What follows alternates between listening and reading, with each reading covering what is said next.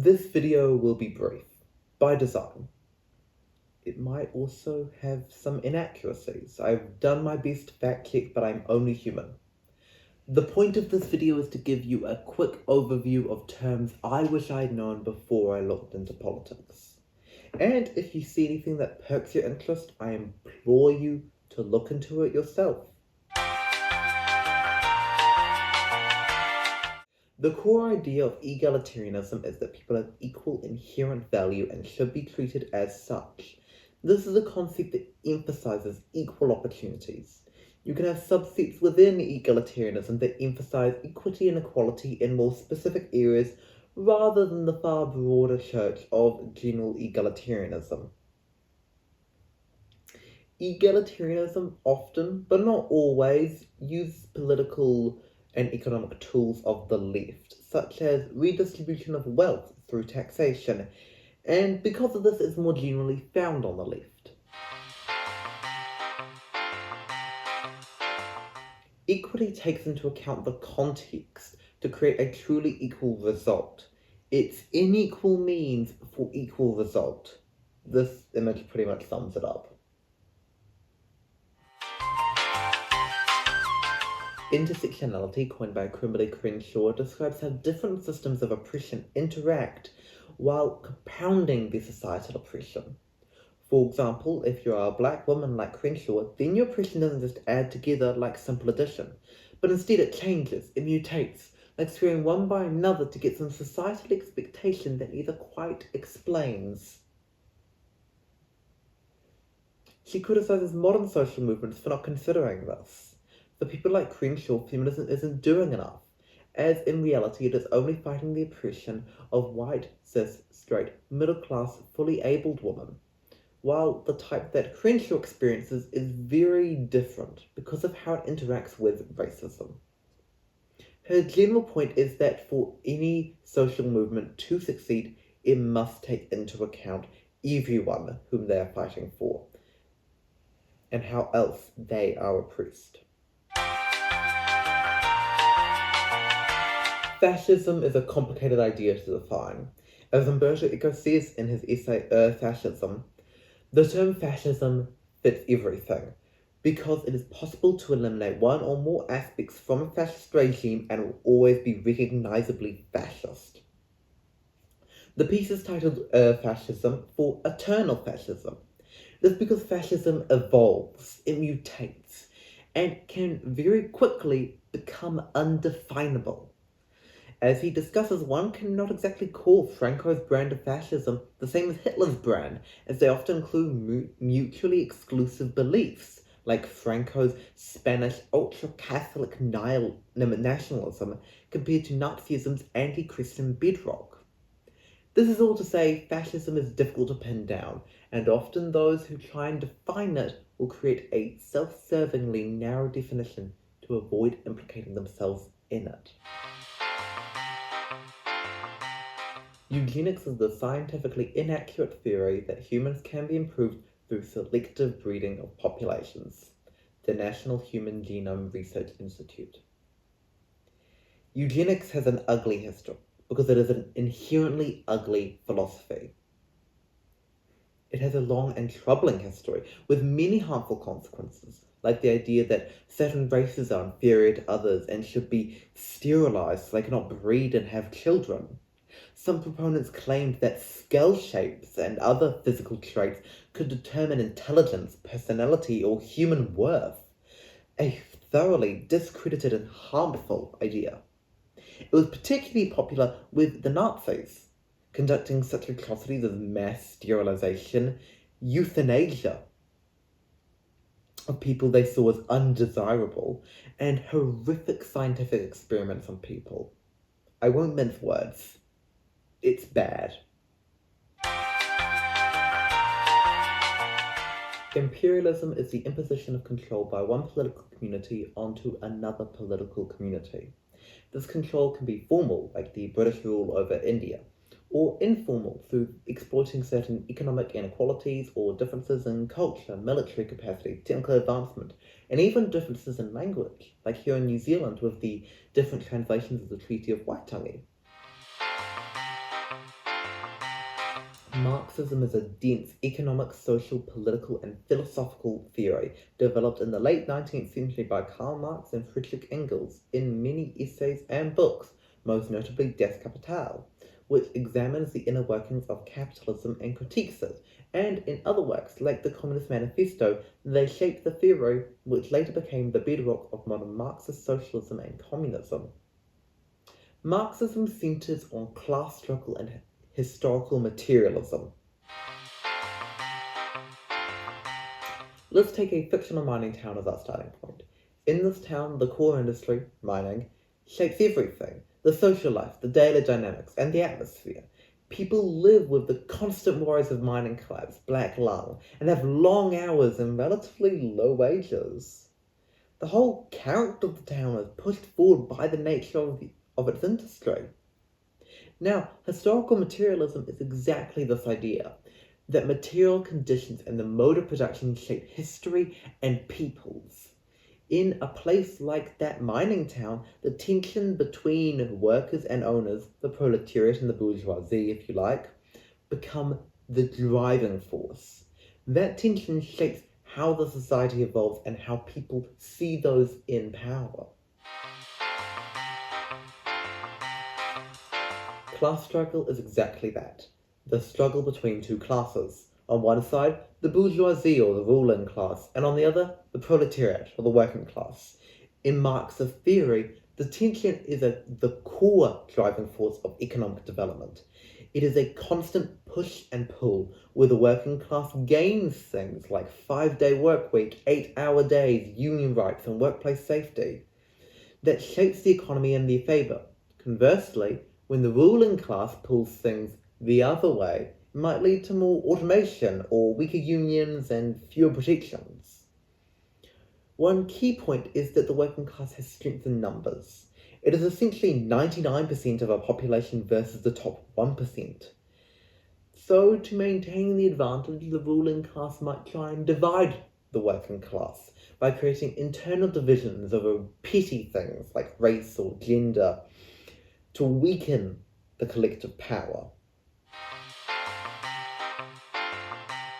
Cultural Marxism is not a generally accepted academic term. It is more than anything else a made-up fear that there is a left-wing conspiracy to overthrow the West and with it Christian values. It often walks hand in hand with anti-Semitism, as it constructs the idea of a secret elite cabal conspiring to overthrow Christianity in the West. So you can see how it becomes ugly quickly. I debated putting this term on the list, but it is more and more relevant to the wider political discussion. Being cisgender means that you identify with the gender you were assigned with at birth. It just simply means you are not transgender. Neoliberalism is a system of economics where the government would intervene to help protect market forces and private industry, as opposed to the preceding welfare interventions that have thrived post-war in the 40s and 50s. Under neoliberalism, the government supported business through selective, limited, and strategic intervention, guided by the belief that the free market maximizes efficiency and growth. They do such things as give tax breaks, cut down on regulation, and subsidize/bail out private industry. In practice, neoliberalism has led to such things as the weakening of unions, the bailout of banks after the 2008 financial crisis, and here in New Zealand, it is relatively common practice to give film production significant tax breaks and labour law flexibility, like when Peter Jackson came to film Lord of the Rings. Late-stage capitalism is more of a political capitalist critique of the current state of the world and not necessarily a strictly economic term.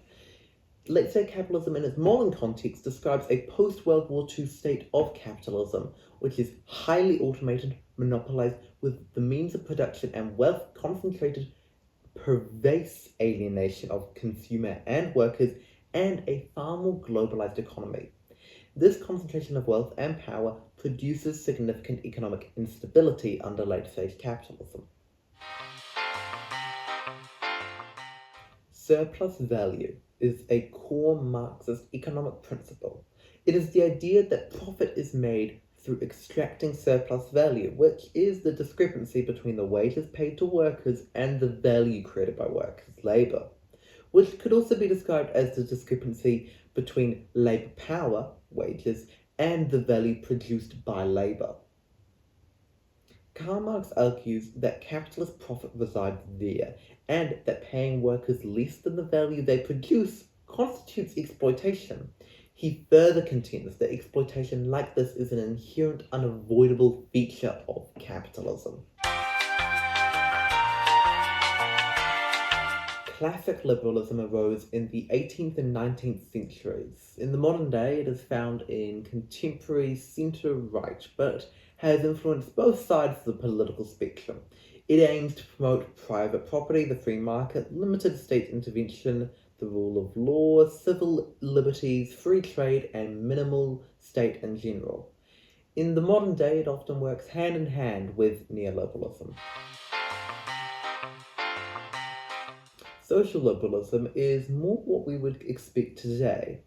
It is not a catch-all term for all of the left wing.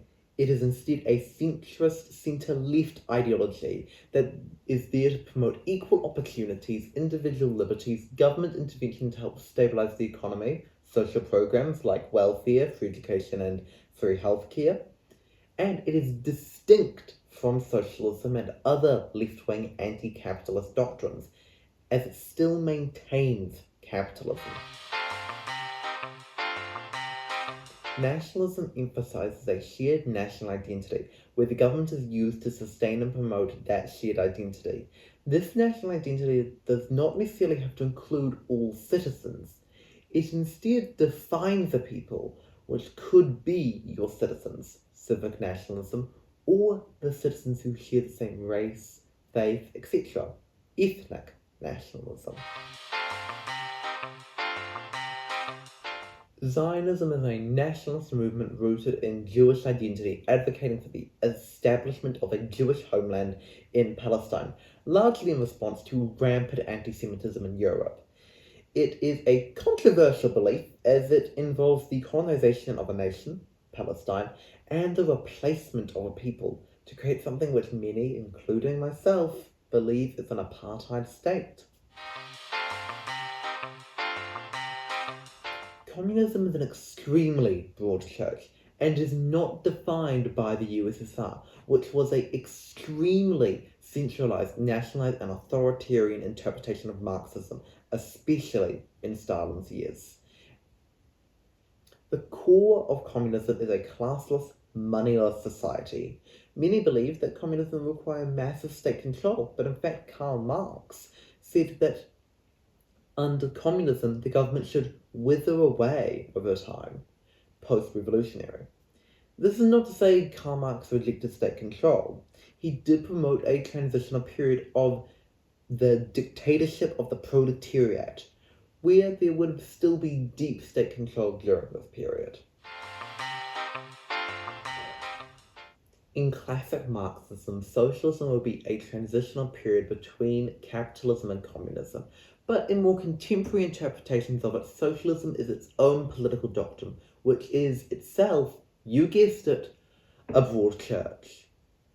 As a classic Marxist regime, it would maintain state control and do things like redistribution of wealth. However, being such a wide doctrine, it's difficult to pin it down, as opposed to communism, which is more tied to its classic Marxist roots. At its core, though, socialism emphasizes social well-being, quality of life, and equity done through a centralized or decentralized state. Modern socialism often coexists with democracy, as opposed to popular belief. Democratic socialist beliefs can vary, but it is essentially built on the construction of a decentralized democratic economic system, and often advocates, but not always, for the abolition of capitalism. It rejects communism, seeing it as yet another small ruling class making decisions without the input of the working class, instead preferring, as the name suggests, a democratic system of running things. Social democracy advocates for balance between capitalist market powers and social welfare, and that the more radical changes should be brought about through democratic means gradually. It accepts and encourages the free market, but regulates it to maintain fairness. French psychoanalyst and psychiatrist Jacques Lacan. who was inspired by the work of Freud, argued that fantasies are not purely random, but instead a constructed scene of your hopes and desires, and reveal far more about us than we first believed. He was especially notable for how he discussed the use of metaphor and symbolism in these fantasies.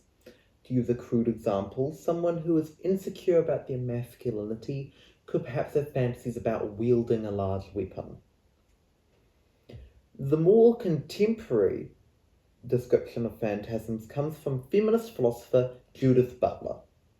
She uses it to describe a costume you use to dress up a wrong that you feel has been done to you at scale. As she puts it in terms of gender, depending on the anxieties circulating in a particular region, gender can be figured as Marxist or capitalist, tyranny or libertarianism, fascism or totalitarianism, a colonizing force or an unwanted migrant. So, depending on whatever you fear, you can dress it up as an issue that fits your own political allegiances.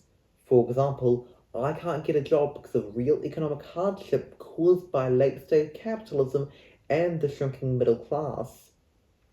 Turns into, I can't get a job because those darn immigrants.